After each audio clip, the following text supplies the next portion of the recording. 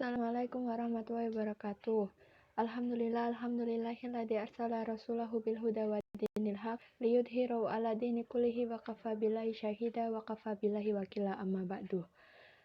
Perkenalkan, nama saya Arba'atun Hurum. Di sini saya akan menjelaskan tentang pendidik sebagai mediator. Pendidik sebagai mediator. Bismillahirrahmanirrahim. An Abi Hurairah an Nabi sallallahu alaihi wasallam qala yuqbadul ilmi wa yadharul jahlu wal fitanuh wa yaksurul harji qila ya Rasulullah wa ma harju faqala hakadha biyadihi fakharrafaha ka'annahu yuridul qatla rawahu Bukhari. Dari sini terjemahannya, dari Abu Hurairah dari Nabi Shallallahu Alaihi Wasallam bersabda, akan dicabut ilmu, tampak kebodohan dan berbagai bencana atau fitnah, dan banyak kharaj atau pembunuhan. Sebagai sahabat bertanya, hai Rasulullah, apa kharaj itu? Beliau menjawab, begini, dengan tangan beliau, kemudian menggerak-gerakkan tangannya, seolah ingin membunuh. Rawahu Bukhari. Di sini ada mufradatnya. Yang pertama ada yukbadu. Yukbadu dimaknai dengan terangkat lenyap atau yurfa'ul ilmu, dicabutnya ilmu.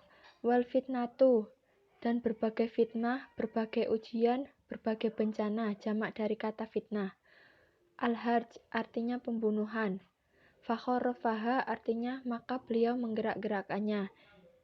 Untuk penjelasan sarahnya, pada hadis ini Nabi Shallallahu Alaihi Wasallam menyampaikan tanda-tanda kiamat akan tiba.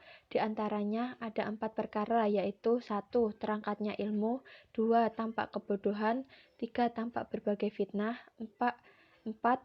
Banyaknya pembunuhan. Hadis ini senada dengan hadis lain yang diriwayatkan oleh Bukhari, yang artinya dari Abu Hurairah radhiyallahu anhu berkata, Rasulullah Shallallahu Alaihi Wasallam bersabda, tidak berdiri hari kiamat sehingga dicabutnya ilmu, banyak gempa, semakin dekatnya waktu, tampak berbagai fitnah dan banyak kharaj, yaitu pembunuhan, sehingga kamu banyak harta. Hadis riwayat Bukhari. Yang pertama ada terangkatnya ilmu. Terangkatnya ilmu ini sebagaimana diterangkan pada hadis yang lain yang telah disebutkan pada bab sebelumnya, yaitu bab urgensi ilmu dan ulama, yakni inna wahala yukbidul ilma intiza'an yantazi'uhu minan nas, walakin, yang artinya bahwa Allah tidak akan mencabut ilmu yang dicabut dari dalam dada manusia, tapi Allah mencabut ilmu dengan wafatnya para ulama, sehingga bila sudah tidak ada lagi orang alim, maka orang-orang akan mengangkat orang yang bodoh sebagai pemimpin. Kemudian mereka ditanya sesuatu. Mereka memberi fatwa yang tidak didasari ilmu, mereka sesat dan menyesatkan. Hadis riwayat Bukhari Muslim. Yang kedua ada tampak kebodohan. Tampaknya kebodohan di mana-mana merupakan dampak dari terangkatnya ilmu di atas, karena kondisi umat yang sudah tidak menghargai dan tidak mencintai ilmu. Tidak mencintai ilmunya para ulama, yaitu ilmu yang bersumber dari Al-Quran dan hadis Rasulullah SAW. Akibatnya nampak kebodohan di mana-mana. Banyak orang bodoh tapi tidak merasa bodoh, bahkan sok pintar dan merasa paling pintar sendiri. Sekalipun bodoh tidak perlu nasihat, tetapi bangga menjadi penasehat. Inilah kondisinya umat manusia pada akhir zaman yang disebutkan pada hadis di atas.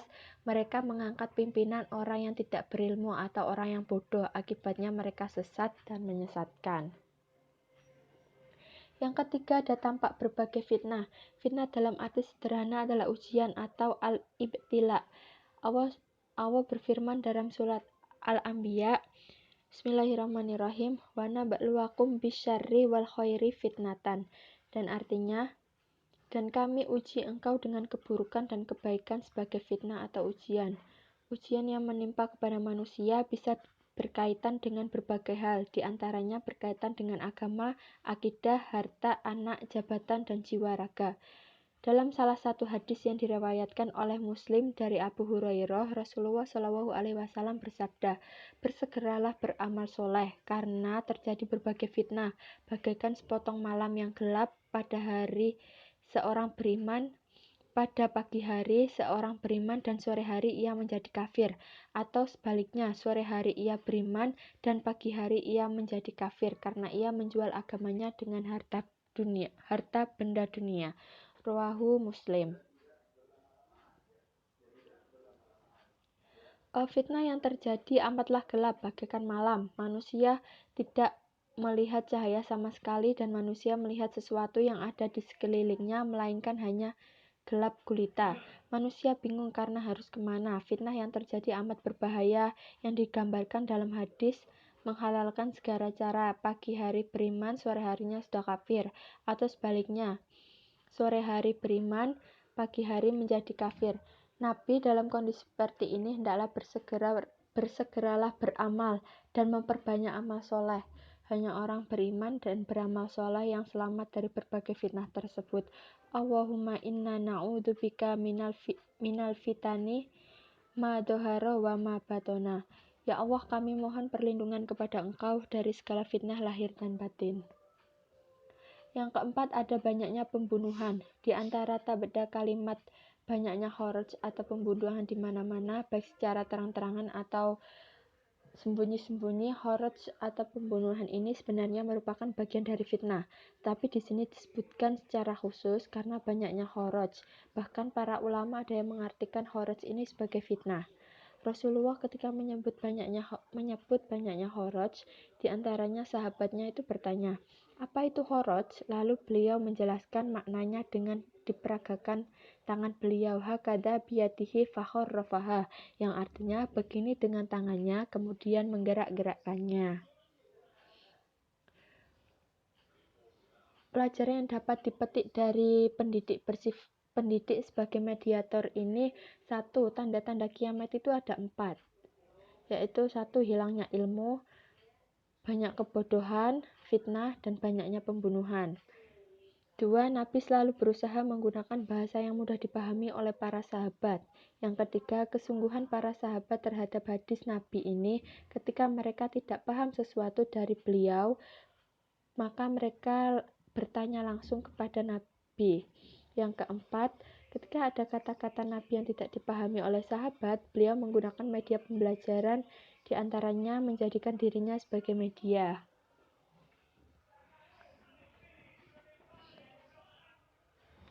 Untuk yang terakhir ada biografi singkat dari perawi hadis, yaitu Abu Hurairah. Abu Hurairah radhiyallahu anhu adalah nama gelar yang diberikan Rasulullah, artinya bapak kucing. Nama aslinya adalah Abdus Samsi, yang kemudian setelah masuk Islam pada tahun ke-7 Hijriah, setelah beliau pulang dari perang Khobar, ia berganti nama menjadi Abdurrahman bin al-Shakhr. Abu Hurairah ini orang yang paling hafal hadis di antara perawi hadis pada masanya. Hadisnya diriwayatkan oleh 800 orang ahli ilmu. Menurut Baqi bin Mukhlid, ia meriwayatkan hadis banyak 5.374 hadis dan meninggal pada usia 78 tahun pada tahun 59 Hijriah. Itu saja yang bisa saya sampaikan, kurang lebihnya mohon maaf yang sebesar-besarnya. Billahi taufiq fi sabilil haq fastabiqul khairat. Wassalamualaikum warahmatullahi wabarakatuh.